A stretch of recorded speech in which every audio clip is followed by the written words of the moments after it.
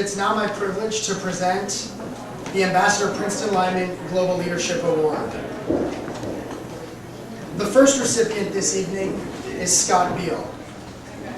Mr. Beale is an experienced social entrepreneur and founder of Atlas Service Corps, an organization that is revolutionizing international volunteerism.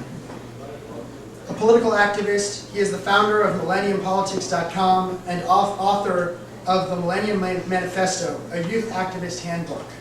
In 2004, the Youth Vote Coalition named him one of the 30 people under 30 changing politics in America for his work inspiring activism in his generation. Mr. Beale also served as the Mid-Atlantic Director for Youth Venture and founded a nonprofit organization, the 2100 Fund, previous to his work at Atlas Service Corps. His work has extended to 4 continents, including extensive time in post-conflict Bosnia and fighting human trafficking in India. It's now my privilege to invite Scott Beale to the podium and to present him with the Ambassador Princeton Lyman Global Leadership Award.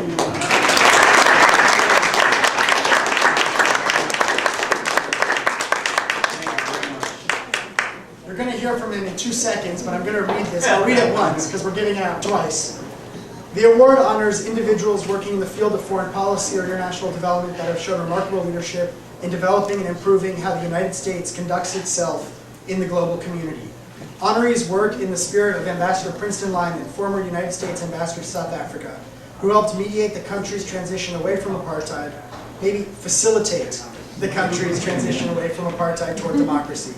Never imposing and internationally respected, Ambassador Lyman exemplifies the positive leadership role that the United States can play in empowering developing communities worldwide. We humbly present the Ambassador Princeton Lyman Global Leadership Award on December 4th, 2008. Thank you very much, Sal. Thank you very much, Student Movement, and to Andrea and to Vanessa, to the Ambassador Lapo for having us here tonight, and Ambassador Lyman, and this honor is named after, which is quite an honor, and to Joshua and the great photography that's here. It's nice to be in such good company. I want to take a few minutes, just a couple minutes, to tell you a few brief things. A little bit about my organization, Atlas Corps, and then in part inspired by the plethora of Georgetown sophomores in the room today, I want to tell you one story that kind of pushed me towards activism and pushed me towards perhaps more of the world stage. So, my name is Scott Beale. I'm the founder of an organization called Atlas Service Corps, or just Atlas Corps, which is the name of the website. The whole organization and tons of videos and me speaking at length is on the site, so I won't speak too much. But essentially, we're creating a reverse Peace Corps of sorts, how I used to describe it. Well, I once described as a reverse Peace Corps to a guy in India, and he said to me, "But why are you against peace?" It's not exactly what we're doing. It's actually more of a two-way professional Peace Corps, where we bring over nonprofit leaders from around the world to come volunteer in the United States, and also send nonprofit leaders from the United States overseas. We have fellows from Bogota, India, and some Americans volunteering in Bogota, Colombia.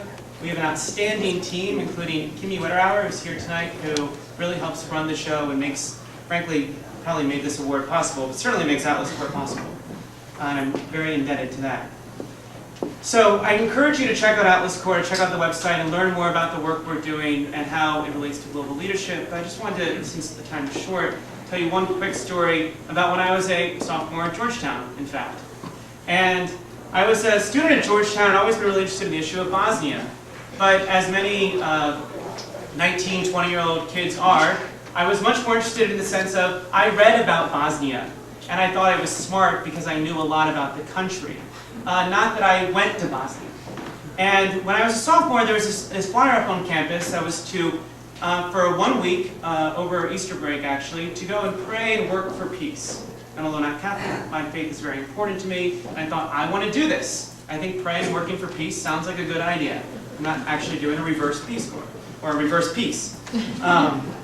But the advertisement said $1,000 to go to Bosnia for a week. I was on significant financial aid at school. I'm the product of 2 wonderful but divorced teachers. I did not really have a lot of resources to go drop $1,000 on Easter break. And a friend of mine, I said, I really want to go, but I can't. He said, just raise the money. So my first introduction to fundraising. I wish he had never said anything. So how do you do that? He's like, just ask churches.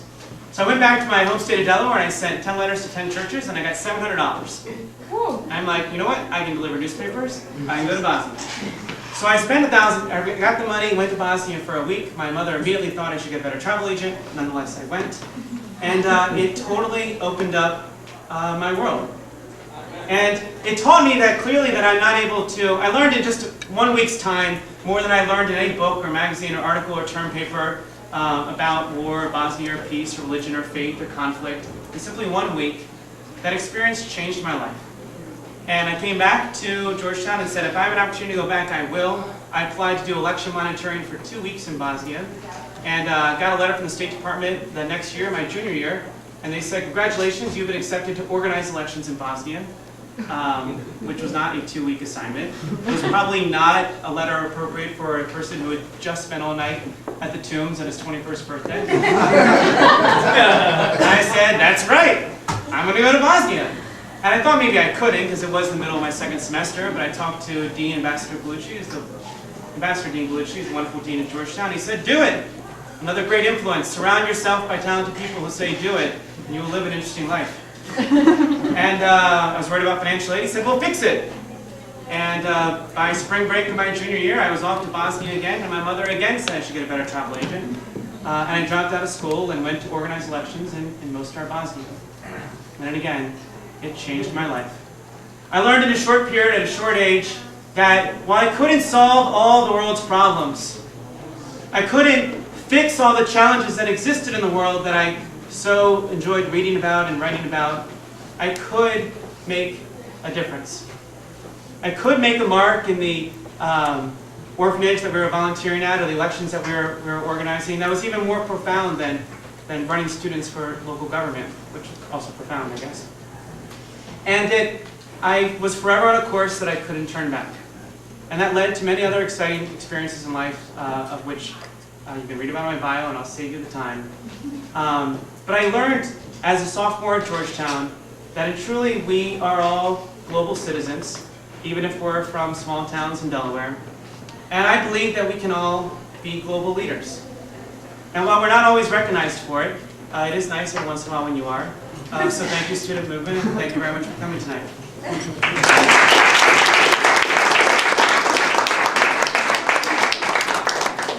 I love hearing stories like that because they emphasize, and I'm not being cheesy here, I'm being honest, they emphasize the impact not only that experiences can have on the students, but that the students can have on the communities where they go. And that's a great seg because that's exactly what the student movement does. So we like that a lot. Now it's